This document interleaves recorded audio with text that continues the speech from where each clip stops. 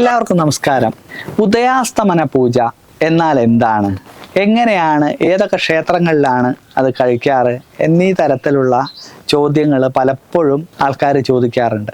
അപ്പം ഉദയാസ്തമന പൂജ എന്ന് പറഞ്ഞാൽ ശരിക്കും പറയുകയാണെങ്കിൽ ഉദയം മുതൽ അസ്തമയം വരെയുള്ള പൂജകളെയാണ് ഉദയാസ്തമന പൂജ എന്നൊക്കെ പറയുന്നത്.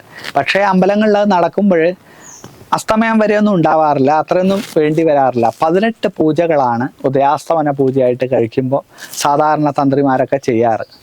ചിലപ്പോൾ അത് 19 ആവും. ആദ്യത്തെ ഉഷപൂജ ചിലപ്പം അവിടുത്തെ മേൽശാന്തി കഴിച്ച് ബാക്കി 18 പൂജ തന്ത്രി വന്ന് കഴിക്കുമ്പോൾ ചിലപ്പം 18ഉം 1ഉം 19 എന്നുള്ള രീതിയാവും. അപ്പോൾ അത് മിക്കവാറും ഉച്ചയോടുകൂടെ അല്ലെ ഉച്ചയോടുകൂടെ ശ്രീഭൂതോലിയും കൂടെ കഴിച്ച് അത് മുഴുമിപ്പിക്കുന്ന രീതിയാണ് കാണാറ്. ഇത് ഏത് കാര്യത്തിന് വേണ്ടിയിട്ടാണ് ചെയ്യാറ് എന്നൊക്കെ പലരും ചോദിക്കാറ്. ഇത് ശരിക്കും പറഞ്ഞാൽ ദേവന്റെ ചൈതന്യത്തിനൊക്കെ വളരെ നല്ലതാണ്. കാരണം 18ഓളം പൂജയും അതിൽ ധാരാളം പുഷ്പാഞ്ജലിയും പിന്നെ വിശേഷ നിവേദ്യങ്ങളും ഒക്കെ വരുമ്പോൾ ദേവന്റെ ചൈതന്യം വർദ്ധിക്കാൻ ഏറ്റവും നല്ലതാണ്. ഗുരുവായൂർ പോലെയുള്ള മഹാക്ഷേത്രങ്ങളിലൊക്കെ നടത്താറുണ്ട്, പിന്നെ ഒട്ടുമിക്ക ക്ഷേത്രങ്ങളിലും നടത്താറുണ്ട്. കാരണം അത് അവിടുത്തെ സാമ്പത്തിക സ്രോതസ് അനുസരിച്ചും പിന്നെ അമ്പലത്തിൻ്റെ ഭാരവാഹികളുടെ കഴിവിനനുസരിച്ചും പലപ്പോഴും പല ക്ഷേത്രങ്ങളിലും അവിടുത്തെ തന്ത്രിയുടെ നിർദ്ദേശപ്രകാരം ചെയ്യുന്നത് കണ്ടിട്ടുണ്ട്. അപ്പോൾ ഈ 18 പൂജ കഴിക്കുമ്പോൾ തന്നെ ദേവന്റെ ചൈതന്യം വർദ്ധിക്കും.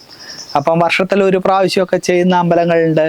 പിന്നെ വളരെ എന്താ പറയുക, കഴിവുള്ളതും അല്ലെ വിശേഷമായിട്ടുള്ളൊക്കെ അമ്പലങ്ങളിലൊക്കെ ഇടയ്ക്കിടയ്ക്കായിട്ടൊക്കെ ഭക്തന്മാരുടെ വഴിപാടായിട്ടും അല്ലെങ്കിൽ തന്ത്രിയുടെ നിർദ്ദേശപ്രകാരമായിട്ടും അല്ലെങ്കിൽ പല രീതിയിലും നടത്താറുണ്ട്. ഇതൊക്കെ ഗുണമായിട്ടാണ് വരിക. കാരണം എന്താണെന്ന് വെച്ചാൽ ഇതിൽ ഒരുപാട് നിവേദ്യങ്ങളും പുഷ്പാഞ്ജലിയും വരുന്നുള്ളത് മാത്രമല്ല, അതിൽ ഉച്ചപൂജയ്ക്ക് നവകം പഞ്ചവിയൊക്കെ പൂജിച്ചാടുന്ന രീതിയുണ്ട്. വിശേഷ കലശങ്ങളും ദ്രവ്യങ്ങളും ഒക്കെ അഭിഷേകം ചെയ്യും. അപ്പോൾ ഈ അഭിഷേകം ചെയ്യുമ്പോൾ ദേവൻ്റെ മാലിന്യങ്ങൾ, പഞ്ചഗവ്യമൊക്കെ പ്രത്യേകിച്ച് അഭിഷേകം ചെയ്യുമ്പോൾ ദേവൻ്റെ മാലിന്യങ്ങൾ, അശുദ്ധികളെയൊക്കെ അത് നീക്കം ചെയ്യും.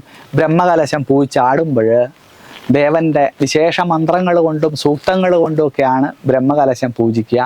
അപ്പോൾ അത് അഭിഷേകം ചെയ്യുമ്പോഴും പ്രത്യേക വിശേഷ മന്ത്രങ്ങളൊക്കെ ഉപയോഗിക്കുന്നുണ്ട്. അങ്ങനെയൊക്കെ അഭിഷേകം ചെയ്യുമ്പോൾ ദേവൻ്റെ ചൈതന്യം വർദ്ധിക്കുകയും ദേവനൊരു അനുഗ്രഹകലയായിട്ട് മാറുകയും ചെയ്യും. ഇങ്ങനെ ഉദയാസ്തമന പൂജയൊക്കെ കഴിക്കുമ്പം തന്നെ ആ ഒരു പ്രദേശം തന്നെ ഉണർന്നു വരികയും പ്രദേശവാസികൾക്ക് മുഴുവൻ അതിൻ്റെ ഗുണം ഉണ്ടാവുകയും ഒക്കെ ചെയ്യും.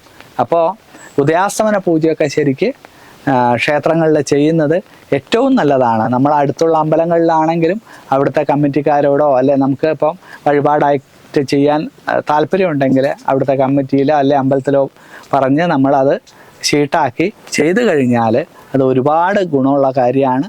പക്ഷേ അതിന് സാമ്പത്തികമായിട്ടുള്ള ചിലവുകളൊക്കെ കൂടും.